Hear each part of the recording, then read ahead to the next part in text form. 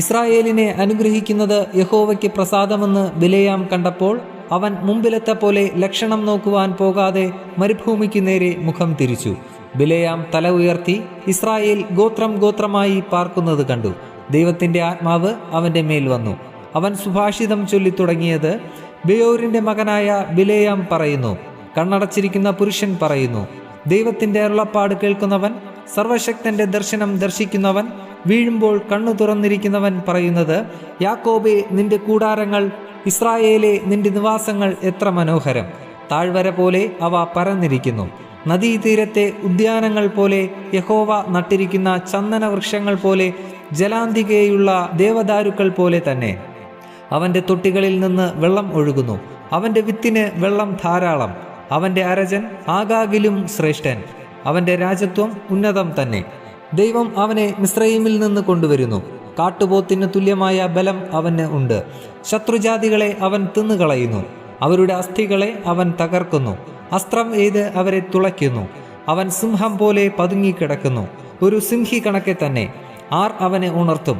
നിന്നെ അനുഗ്രഹിക്കുന്നവൻ അനുഗ്രഹിക്കപ്പെട്ടവൻ, നിന്നെ ശപിക്കുന്നവൻ ശപിക്കപ്പെട്ടവൻ. അപ്പോൾ ബാലാക്കിന്റെ കോപം ബിലെയാമിന്റെ നേരെ ജ്വലിച്ചു. അവൻ കൈഞ്ഞെരിച്ച് ബിലെയാമിനോട്: എൻ്റെ ശത്രുക്കളെ ശപിപ്പാൻ ഞാൻ നിന്നെ വിളിപ്പിച്ചു. നീയോ ഇവരെ ഈ 3 പ്രാവശ്യവും ആശീർവദിക്കുകയത്രേ ചെയ്തിരിക്കുന്നു. ഇപ്പോൾ നിന്റെ സ്ഥലത്തേക്ക് ഓടിപ്പോക. നിന്നെ ഏറ്റവും ബഹുമാനിപ്പാൻ ഞാൻ വിചാരിച്ചിരുന്നു. എന്നാൽ യഹോവ നിനക്ക് ബഹുമാനം മുടക്കിയിരിക്കുന്നു എന്ന് പറഞ്ഞു. അതിന് ബിലെയാം ബാലാക്കിനോട് പറഞ്ഞത്: ബാലാക്ക് തൻ്റെ ഗൃഹം നിറച്ച് വെള്ളിയും പൊന്നും തന്നാലും യഹോവയുടെ കൽപ്പന ലംഘിച്ച് ഗുണമെങ്കിലും ദോഷമെങ്കിലും സ്വമേധയായി ചെയ്യുവാൻ എനിക്ക് കഴിയുന്നതല്ല.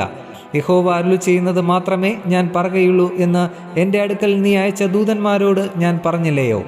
ഇപ്പോൾ ഇതാ ഞാൻ എൻ്റെ ജനത്തിൻ്റെ അടുക്കലേക്ക് പോകുന്നു. വരിക, ഭാവി കാലത്ത് ഈ ജനം നിന്റെ ജനത്തോട് എന്തു ചെയ്യുമെന്ന് ഞാൻ നിന്നെ അറിയിക്കാം.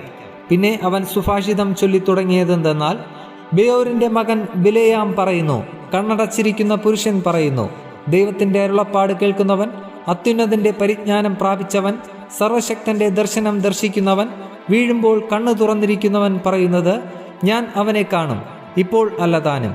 ഞാൻ അവനെ ദർശിക്കും, അടുത്തല്ലതാനും. യാക്കോബിൽ നിന്ന് ഒരു നക്ഷത്രം ഉദിക്കും, ഇസ്രായേലിൽ നിന്ന് ഒരു ചെങ്കോൽ ഉയരും. അത് മോവാബിൻ്റെ പാർശ്വങ്ങളെയെല്ലാം തകർക്കുകയും തുമുലപുത്രന്മാരെ ഒക്കെയും സംഹരിക്കുകയും ചെയ്യും. ഏദോം ഒരു അധീന ദേശമാകും, ശത്രുവായ സെയീരും അധീന ദേശമാകും. ഇസ്രായേലോ വീര്യം പ്രവർത്തിക്കും. യാക്കോബിൽ നിന്ന് ഒരുത്തൻ ഭരിക്കും. ഒഴിഞ്ഞുപോയവരെ അവൻ നഗരത്തിൽ നിന്ന് നശിപ്പിക്കും. അവൻ അമാലേക്കിനെ നോക്കി സുഭാഷിതം ചൊല്ലിയത്: അമാലേക്ക് ജാതികളിൽ മുമ്പൻ, അവൻ്റെ അവസാനമോ നാശമത്രേ. അവൻ കേനാന്യരെ നോക്കി സുഭാഷിതം ചൊല്ലിയത്: നിന്റെ നിവാസം ഉറപ്പുള്ളത്, നിന്റെ കൂട് പാറയിൽ വച്ചിരിക്കുന്നു. എങ്കിലും കേന്യന് നിർമൂലനാശം ഭവിക്കും. അശൂർ നിന്നെ പിടിച്ചുകൊണ്ടുപോവാൻ ഇനി എത്ര? പിന്നെ അവൻ ഈ സുഭാഷിതം ചൊല്ലിയത്: ഹാ, ദൈവം ഇത് നിവർത്തിക്കുമ്പോൾ ആർ ജീവിച്ചിരിക്കും? കിത്തീം തീരത്തു നിന്ന് കപ്പലുകൾ വരും. അവ അശൂരിനെ താഴ്ത്തും, ഏബേരിനെയും താഴ്ത്തും. അവനും നിർമൂലനാശം ഭവിക്കും. അതിൻ്റെ ശേഷം ബിലെയാം പുറപ്പെട്ട് തൻ്റെ സ്ഥലത്തേക്ക് മടങ്ങിപ്പോയി. ബാലാക്കും തൻ്റെ വഴിക്ക് പോയി.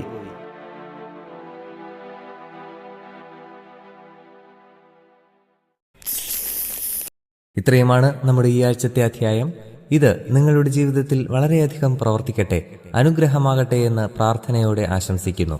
ദൈവം ഒരാഴ്ച കൂടി നമ്മുടെ ജീവിതത്തിൽ അനുവദിച്ചു തരികയാണെങ്കിൽ അടുത്ത അധ്യായത്തിൽ നമുക്ക് വീണ്ടും കണ്ടുമുട്ടാം. അതുവരെ ദൈവകൃപ നമ്മോടുകൂടെ ഉണ്ടായിരിക്കുമാറാകട്ടെ. ആമേൻ. നിങ്ങൾ ആദ്യമായാണ് ഈ ചാനൽ കാണുന്നതെങ്കിൽ ദയവായി ശ്രദ്ധിക്കുക. ബൈബിൾ ആദ്യം മുതൽ അവസാനം വരെ വായിക്കുന്ന ഒരു പ്രോഗ്രാമാണിത്.